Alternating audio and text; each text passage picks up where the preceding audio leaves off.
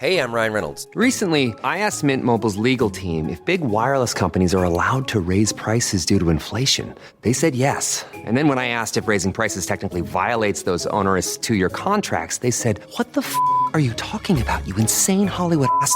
So to recap, we're cutting the price of Mint Unlimited from $30 a month to just $15 a month. Give it a try at mintmobile.com/switch. $45 upfront payment equivalent to $15 per month. New customers on first 3-month plan only. Taxes and fees extra. Speed slower above 40 gigabytes. See details.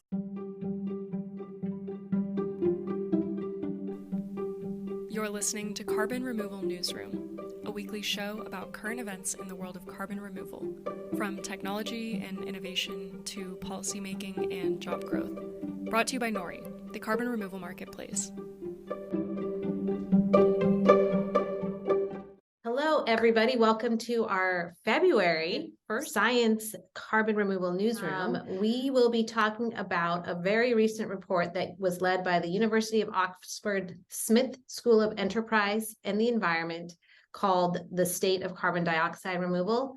The authors call it the first global assessment of the field and talked about the gaps that needed to be closed to scale carbon removal. The report is 101 pages and it covers what currently exists in CDR, the research landscape, existing policy support, and the gap between current plans and what will be needed to reach climate goals. It contained both some good news, CDR is scaling fast and managed forests are doing a lot of drawdown already, but also some bad because, as is a recurring theme within the climate sustainability world, we're not on track to have enough. So today we'll do an overview with our science panelist, Dr. Jane Zelikova. Thanks, Jane, for joining us. Yay. Yeah, I'm here. And our CRN producer, Asa Kamer. Hi, Radhika. Hi, Jane. Good to be here. Yeah, not just producer, but Asa is really kind of he does the initial read of everything. So he's very knowledgeable in the CDR space. He really is. He doesn't give himself nearly enough credit, Jane. I agree. So, Jane, let's just start off with you. The authors found that the scientific research into CDR is growing. It's doubling every 3 to 4 years. So what did they point out as the hot CDR research topics right now? Yeah, this is so interesting. I've been kind of curious because if you're in the space, it feels like there's just a lot happening, but you never know if it's because the echo chamber you're in or if that's real.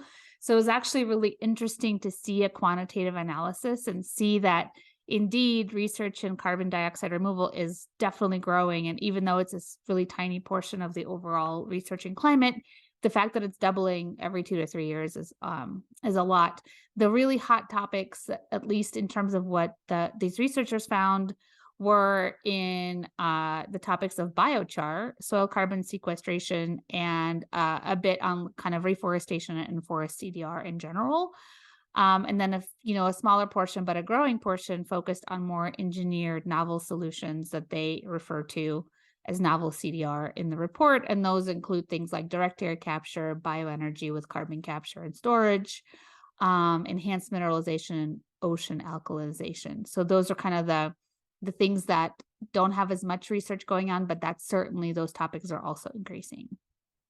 So Jane, as somebody who is in academia, curious if you had a sense of why certain areas maybe had more focus than others. Is it just time scale that the engineered are earlier, or what's your thinking about that? Yeah, I think it's a matter of what you're building, sort of like we stand on the shoulders of giants. It's the body of knowledge that we're building on top of.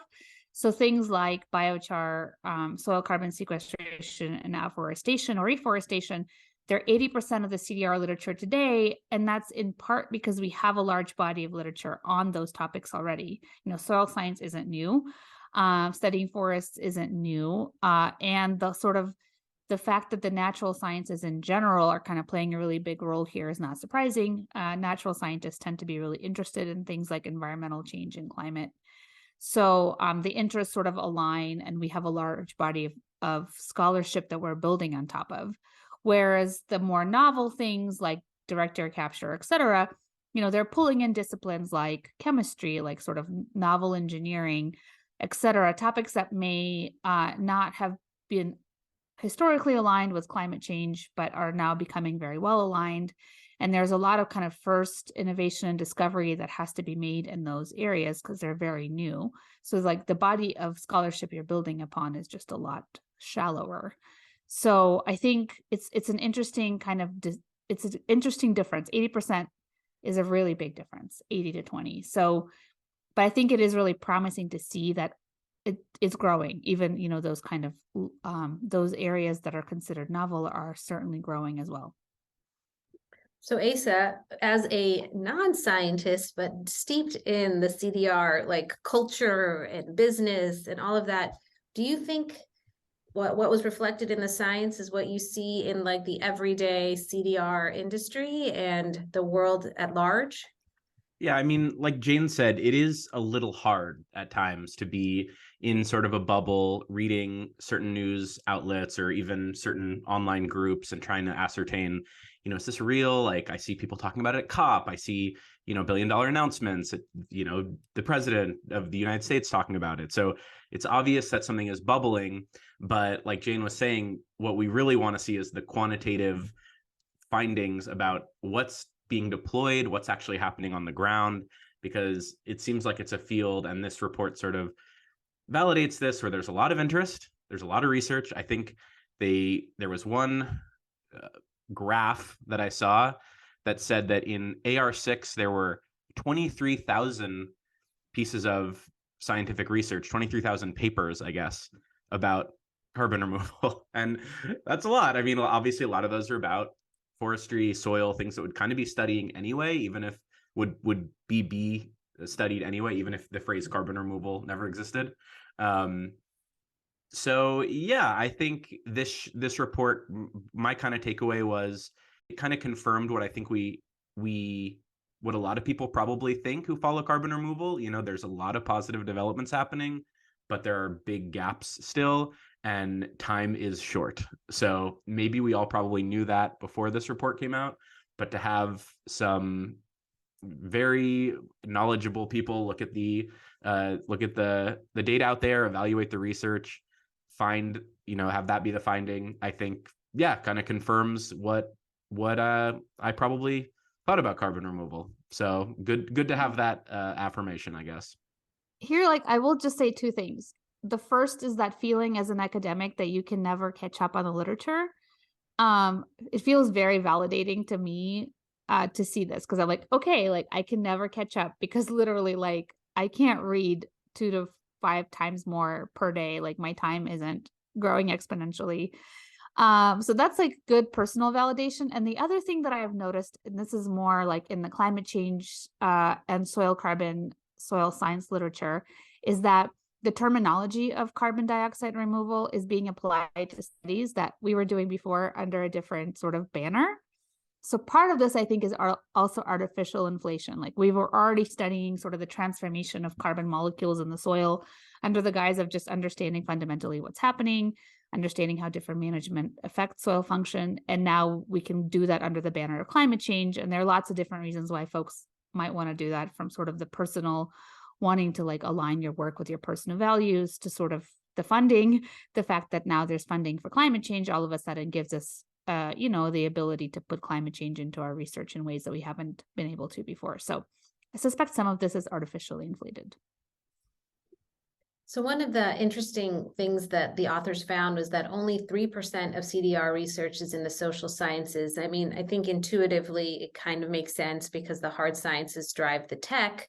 But as we've talked about a lot, you can't implement CDR solutions without the communities that will be hosting these solutions, if you will, accepting them. So I'm curious, Jane, what do you make of this? Because I know how passionate you are about this subject. And how do you think this knowledge gap, one, affects the implementation of CDR approaches, and how do academics rectify that problem?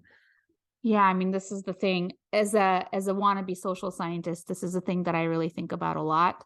And I went to a lecture last night by Catherine Wilkinson, who is one of the authors of the All We Can Save book and project, and Drawdown Solutions as well. So she kind of asked the audience this question, like, when you think about climate change and you think about climate change solutions, what comes to mind first? And it was interesting because for me, in my mind, I saw people. And I wonder, sort of based on the audience and your own personal kind of leanings, what are the things that you see? I guess, what do you see, audience, when you think about climate change solutions? For me, it starts and ends with people. This is intricately a people problem. It's, it's fundamentally what we decide to do and how we do it. And so the fact that only 3% of the research is in the social sciences is a really huge alarm bell, because we can't do any of this without understanding the fundamental sort of dynamics of how people interact with each other, with their environment. We can't sort of technology our way out of this problem. And I think a lot of the people that are coming into this space are really excited about solutions, but also really have a technocratic approach to how they think about the world. And I think that's fine. And that's, it's good to understand our own biases. But if we don't address the people problem, if we don't understand what people are going to be doing, how they're going to make decisions, none of this really is going to be scalable. So I think it's a huge limitation today for scaling CDR. Asa, I'm kind of curious. You live in California, which I think is a fairly climate sophisticated, if you will, state.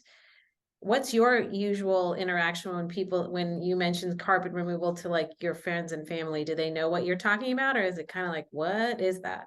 Yes, no, they don't know what I'm talking about. And maybe in the last couple of years, the phrase has kind of gotten out there a little bit, and people have a bit of an understanding of it.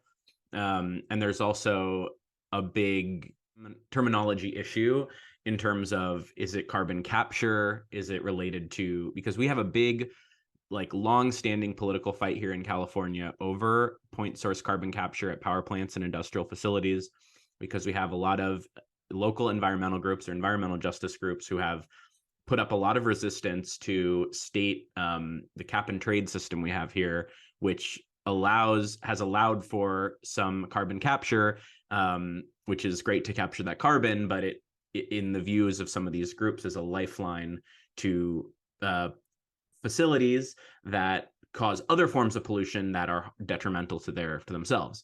So because we have that longstanding fight, and for other reasons, I think there's a bit of skepticism. Obviously, we're a liberal state, so a lot of the people, where I happen to live in the Bay Area, a lot of the people that I talk to fall more on that side of things.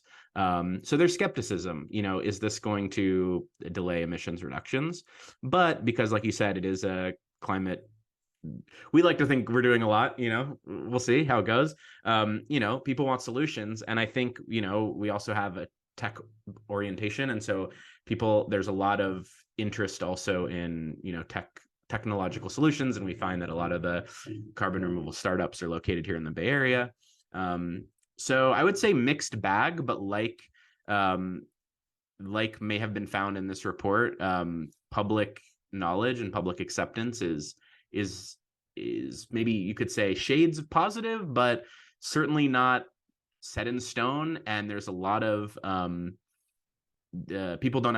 most people don't feel strongly one way or the other, and it's possible to be convinced. And so, like Jane said, that this is a big problem highlighted in this report, this 3% of the studies being social sciences. To me, I agree. This was like one of the big red flags for me in this report. I mean, we all know there's not enough government support for carbon removal. That wasn't news, but this was kind of like, whoa, that's a problem, because we're going to talk about Vera and the Guardian report in a second. There's a lot of issues there about carbon project, and this isn't new either. Carbon projects having issues with local communities, forestry projects. There was an article recently about the Project Bison DAC plant, which I know a lot of people are excited about, and their work in their community, in the community they're trying to go into in Wyoming. A lot of uncertainty there among the population, according to at least one reporter. So, I mean, come on, like this is all going to happen where people live. I mean, or mostly, and local people are going to be employed or affected negatively. And it's like, this is the barrier that we need to like be so laser focused on, and as a field, I think, to make people feel like this is a benefit. Long story short, this is a problem. We need to get social scientists involved and excited about figuring out how we can remove carbon from the atmosphere and have it be a good thing, because otherwise it's not going to happen, even if the technology is great. Well, this is something I've been wondering about. Maybe like we get to ask Radhika a question. Yeah, let's do it. Every once in a while. We know social science is important from sort of the knowledge generation and understanding and sort of helping us be systems thinkers in a really holistic way. But you're trying to build and build a profitable company. And so how does the kind of science and knowledge that social sciences deliver impact what you're doing when you're building a company for profit? Yeah. Even if you have a broader climate mission. Yeah, that's a question I ponder all the time. It's something I also ask all my guests, right? That I think have meaningful insights. Like, how do you engage with the community?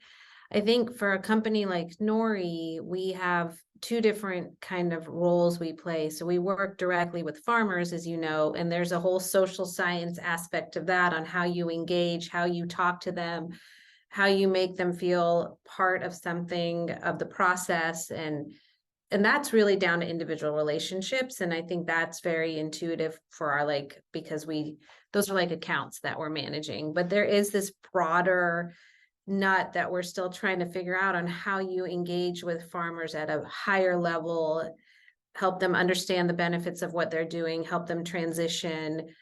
And, I think a big thesis has been like, it's just about the money. And I'm less and less thinking that as I see the reaction of farmers. I think it's so much bigger than that. It's about identity. It's about their soil health. It's about so many other things. So trying to figure that out is one piece of the social science. And then the second piece that I think about a lot is when we start engaging more directly with CDR companies, the more technologically focused, engineering focused. And I think from a Nori perspective, we're just going to have to use the best social science to figure out which companies to engage and partner with. It's something actually I've talked to Holly Jean Buck about, our friend. But how do you engage with companies that are doing the meaningful type of community outreach? How do you engage with companies that are truly trying to build products that are beneficial to the people where they are being built? And it's not just because it's touchy-feely and it's a good thing. It's also because I think it makes smart business, because uncertainty makes things less good and brings more friction to business. And the more certainty we have that projects will happen, that communities will embrace it, that litigation won't happen, the better those projects are. And so I'm looking forward to the development of some of the social sciences to help us identify that. I was struck by that Project Bison article because they used the word bison, and that was very inflammatory to the community. I would have never thought of that, but why the people building it didn't know that before they named something, and why the people that they engaged with in the state of Wyoming didn't realize that, I think raised some red flags. So the other thing that I'm really interested in is how we develop processes and procedures that actually meaningfully engage with the community. And this comes from my time in working in the government rather than performatively engage with the community. And, whatever companies we partner with, I hope that we can have a conversation and be part of that development process. I feel like in this business framing, which I'm not a business person at all, it's interesting because one frame that I think makes sense and where social science is really critical is sort of risk assessment and de-risking. And I don't think people take that really seriously. And you can have the best technology or the best sort of approach in the world, but if you haven't de-risked or addressed the risk associated with the human dimension, or can't even describe its sort of if its contours adequately, then your project isn't really going to succeed. So from a business function perspective, I feel like this is the kind of risk assessment that people would want to, one, fund, and two, engage with. I couldn't agree with more, Jane. Yeah. Yeah, as Susan says on our business shows, she has some phrase about uncertainty is the enemy of liquidity. Yeah. I'm sorry, Susan, if I didn't get that right. But in layman's terms for myself, I've figured out that she means uncertainty means people aren't going to invest in your situation, in your project. So we need certainty to feel like these projects not only work scientifically, but work on the ground. And that's what's going to get companies, governments, and whoever else to invest in this stuff. Although certainty that is I don't know how to say credible, rigorous, because lots of startups come into the room with all kinds of certainty that is being communicated but isn't real, right? So a lot of what I take issue with are startups that are like really bringing lots of technology and technology speak and venture back sort of speak into the space, and claim a lot of certainty, but it's not real from a climate benefits perspective. And we can talk about that when we talk about the Guardian article and why those things actually have to be real, and why they're not. Yeah. So when I think about certainty in this situation, separate from the science, I'm just thinking about the certainty of having communities who are embracing what is being built, because the type of uncertainty I'm thinking about is stopping building, litigation that prevents things from moving forward, and your dollars basically not going to work for what they're supposed to, but for, defending. And that can all be properly addressed if the social sciences around these projects is properly understood, I think. And then the uncertainty around the tech, it's like a whole nother piece that has to be thought about in a completely, I think, different way. But I'm going to pivot us to forestry. I've talked enough. I've done my one question for the next few months. And I want to talk about the fact that one of the major findings from this latest report is that the most current CDR comes from forests, with about 2 gigatons per year being removed via managed forests globally. So Jane, what did you think about just generically the locations and projects responsible for capturing that much carbon dioxide? And there are, speaking of uncertainties that should be considered. Yeah. I don't think my read of the report was deep enough to remember specific locations. Although I think they do point out that areas that continue to be understudied in this context tend to be in the global south. And so I suspect that the data paucity for those areas means that a lot of the data that they're accounting for are places we know a lot more about, for example, parts of Asia, North America, and Europe. So in terms of like sort of geographic context of where these projects are taking place, I suspect that the major meaningful sort of carbon removal in forestry is happening in tropical forests. And a lot of that is probably from delaying or avoiding deforestation or planting new forests where deforestation has occurred. But one of the things that really struck me about their finding, though most of the CDR is happening in the sort of afforestation and reforestation spaces, it's interesting because there's a huge discrepancy between the methods that they're using and the numbers they come up with for how much CDR is actually happening relative to what national determined contribution documents sort of hint at in terms of how much can be removed per year on land, and also other kind of what they're calling bookkeeping models, or models that are putting the direct removals in forests as somewhere in between. And so national determined contributions data, or like basically emission inventories that countries are conducting, are putting those removals much, much higher, like 2 to 3 times higher than what this particular report is able to estimate. It's a really big difference, and I think it's partly a couple of problems that they point out. One is that the indirect emission reductions or removals are accounted for by nationally determined contributions in a way that may be problematic and may actually be double counting. And so if you remove those indirect effects and you just focus specifically on the carbon that is being removed by live biomass, then that number becomes a lot lower. And then the other thing they point out, and this they haven't really been able to address in this study or in any others that I've seen, is sort of the difference in timing between when the carbon is being removed from the atmosphere relative to sort of the storage timelines or what's happening to that carbon ultimately. Either it's like ending up in a storage situation, or it is being put into a product that is eventually going to release it back into the atmosphere. And the timing of that delay and release into the atmosphere matters a lot, and it's not really being accounted for in these models. So it's interesting that the projects responsible for capturing that carbon, there's such a discrepancy between our different estimation methods. for these same, I mean, the same land area, basically. Yeah, forestry seems so straightforward, and then it always gets more complicated, as all natural sciences should and tend to. Which makes me want to pivot to The Guardian, which I'm sure everybody who listens to this podcast saw their recent article where they covered some new research that found more than 90% of the carbon offsets on the platform of Vera didn't lead to actual carbon removal. These are forestry offsets. Vera has disputed the findings and says it's not a measurement issue, but a baseline issue. Anywho, the bottom line is that this is not the first time that forestry carbon offsets have been questioned. We talk about this all the time.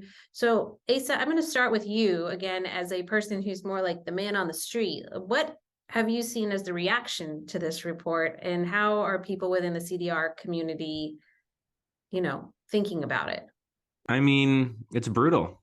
This is bad news for carbon removal, for forest carbon, for carbon offsets, for the climate fight. Like, things we'd be a lot better off if we could have a trustworthy way to get cheap carbon offsets for all the money that wants to go into carbon offsets that actually offset carbon, or at least, pull down some amount of carbon. And, like you said, Vera did have their dispute, and I just transparently am not knowledgeable in this area enough to really compare the two arguments and say that one is more convincing to me. But I do think, it wasn't just the Guardian reporters. They were that found this. This was based on, I think, two different studies by, forest scientists.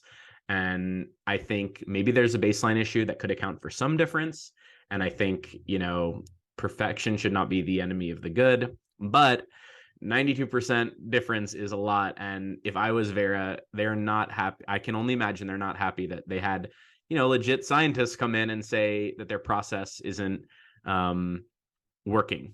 That's not good news. Even if they say there's a baseline issue, can a baseline issue explain 92%? I don't know. I don't want to make anyone mad, but this seems like a bad result, and it just points out there's so much room for improvement, even in the field, the segment of what we call carbon removal or voluntary offset markets. That's the most established, that has 99% of the money, like Jane was saying, the NDCs. Like, this stuff is built in to our climate governance globally. Like, we really would like this to work, even though it's not all of the carbon removal we'll need. So it's tricky. I don't know what to, I think there's some people who are, coming more to the defense of Vera. And I think that's fair. And like Susan was saying in our episode last week, it's a nonprofit. There's a lot of smart people with great intentions working on it. So I wouldn't want to say anything other than that. But, it points to the quote MRV challenge that we find with all this carbon removal. And it's a little dispiriting that even the one that, we want to believe in, and there's so much money going towards, isn't really pulling down CO2. And it makes you wonder what else that money should go to. And maybe just improved MRV for forestry. I don't know. But, there was a report from Bloomberg New Energy Finance, which is one of the places I go to explain all this complicated economic stuff, because it's hard to understand sometimes. And this article, which came out on January 23rd, so after the Guardian article, the headlines, "Carbon offset market could reach 1 trillion with right rules." And they're basically saying that, there's a lot of doubts about carbon markets because of all the bad headlines. This is not the first one. And you can imagine being some sustainability coordinator, whoever's in the, office of some big corporation, and they want to buy carbon offsets. They want to at least do something in terms of climate, even though they probably should be reducing their emissions, but that's another story. Or that is the story. I don't know. I was gonna say, no, that is this story. That is not another story. We're in the same freaking story. Right. Exactly. So, they want to do it, but they see these headlines too. And every one of these reports and headlines about forestry that comes out, probably gives pause to people who want to dump money into this whole concept. We have this capitalist system we live in. We're not getting any mandated reductions from any corporations in much of the world that I know of. So this is how it's happening right now. And, they're saying if the right rules exist and if the right guardrails exist, like there's a lot of money that can go into carbon markets. And whether or not you think that's the perfect answer, that can definitely do a lot of good, I think, in the short term. And according to this report we're talking about, most of the carbon removal we're going to have up until 2050 is going to be natural solutions. Sorry for the, don't want to go down that road either, but is going to be from forestry and soils. So we need to get this right. So I don't know, this maybe it's not really a groundbreaking observation, but there's a lot of money that can go into this if, it gets figured out how to do it right. So Gosh, there's a lot of money going into this, even though it's being done wrong. Yeah. So, right. Jane, that's where I want to leave it with you. Like, when you look at this, not only the report where you were talking about how difficult the accounting was within even a rigorous report, but also then this Guardian piece, how do you think about forest offsetting programs just from a purely scientific perspective? Are there what could be improved? What should we be doing? So as Asa said, this is not the first time that inconsistencies, and that's just a really nice way of saying it, in carbon offset projects in general and forestry projects specifically, because they've been around longer and there's a lot of sort of transacted crediting and transacted retirement that have occurred, so we can look back. So a lot of these projects haven't met the sort of the climate requirements and rigor that we would like for them to actually be able to offset what we know are real emissions, right? So the issue is that they're being used to justify or offset emissions that are happening for reals. And yes, none of these entities really in the voluntary market are being regulated, and they're voluntarily choosing to do this, but they're not really voluntarily choosing, right? They're being pressured by their stakeholders, their stockholders, their customers, etc., to do something about climate change, and this is what they've chosen to do. They have other choices. This is the buying offsets is a choice that is being made. That is all to say, carbon offsets have been a problem for a long time. There's a large body of literature that kind of points to these projects not meeting their stated mission of climate mitigation. This is kind of the latest headline. There were many headlines a couple of years ago about several Nature Conservancy projects that were also sort of like basically not meeting basic rules of additionality. In this case, these projects were not meeting rules of additionality or counterfactual. And in many cases, there continued to be deforestation in projects that were supposed to like be halting deforestation. So not surprised is what I would say. And I think in my mind, what needs to happen. So we have a couple of choices. We can try to sort of remedy this carbon markets approach, offsetting approach, to try to, as Asa was saying, put better guardrails in place, because we're really committed to this being the solution. So basically we just need to capitalist harder, more capitalism harder, whatever that is, more of that. Or we could think about regulating these emitting entities, and we know there isn't an appetite for that, but in reality, the carrot or the stick, I tend to think the stick works pretty well. So, and then the other option is to decouple sort of the things that we're doing to protect forests, which we have to do, and lots of sort of other things that forests give us: biodiversity protection, water and air, clean air, clean water, sort of like places that are meaningful for lots of reasons. Decoupling that from the carbon services, in quotes, delivered, I think could be really helpful. Now, people say we need to protect these places, and carbon finance is the only way we have to do that. And I think that's the sort of the cynical, unfortunate reality, but we could also make a different choice in decoupling our need to protect forests from our need to address climate and carbon pollution. We could choose to do that too, right? That is a policy choice, and we are people get to make choices. And if we did that, then companies could certainly have budgets in place to address their broader sort of sustainability and being a good steward in the world. License to operate is another way to say it, and they could decouple that finance mechanism from their sort of what they're doing to actually address carbon pollution. And yes, there are benefits to protecting forests that may have carbon outcomes, but in in a system where we can't actually even measure that very well, I think it's really hard to tie them together. We get into a situation where we have more sort of Guardian articles pointing out all the different ways that these carbon projects are falling short. Yeah, and it's, I love that scientists are doing this work and are like going in and actually pushing these registries. And I'm going to put nonprofit in quotations because there are certainly profit mechanisms at play even for Vera, that make them not be an impartial actor in this space. So even though they're legally a nonprofit, they certainly are motivated by money, first and foremost in this case. Yeah, I think, Jane, you put it very well when you talked about the benefits of the forests and carbon just being one amongst many, and decoupling it. It may be where we need to go, because the current system certainly seems to be, it's like, fool me once, fool me twice kind of thing. Like, how many times do we see the same story? But I want to end on some good news, and I'm going to let Asa do it today because, he's our special guest. So, and he found the article. So, our Twitter thread. So, Asa, please tell us the good news. Sure. I would love to. Okay. So the good news for this week is new paper that has found that the future demand for clean electricity can be built with the current materials that we have access to, and doing so will not break our carbon budgets.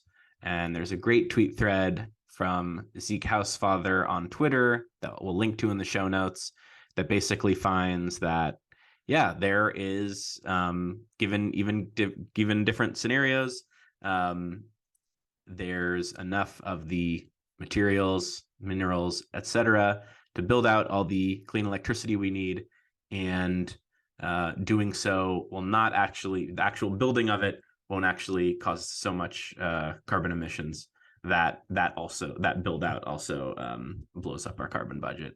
So obviously it's a huge topic of discussion, but this paper is good news, and we will link it in the show notes so everyone can take a look and see what you think.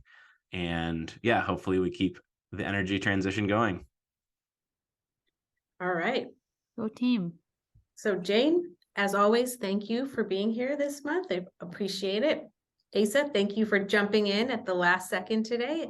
Appreciate that. And Thanks to for all our having me. listeners, we look forward to next week when we will be talking about policy. Yeah, All right. and Shannon Valley, Dr. Shannon Valley, you were missed. We can't wait to talk to you again next month. Next month. Yeah. And make sure to be here, or else our audience is going to have to listen to me again. Oh, you're amazing, Asa. Thank All right. you. Thanks, guys. Bye. Thanks.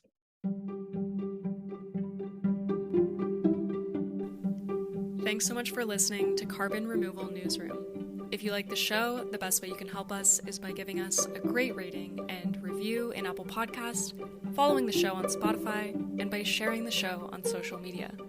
Tell your friends and help us spread the word about what's happening in the world of carbon removal.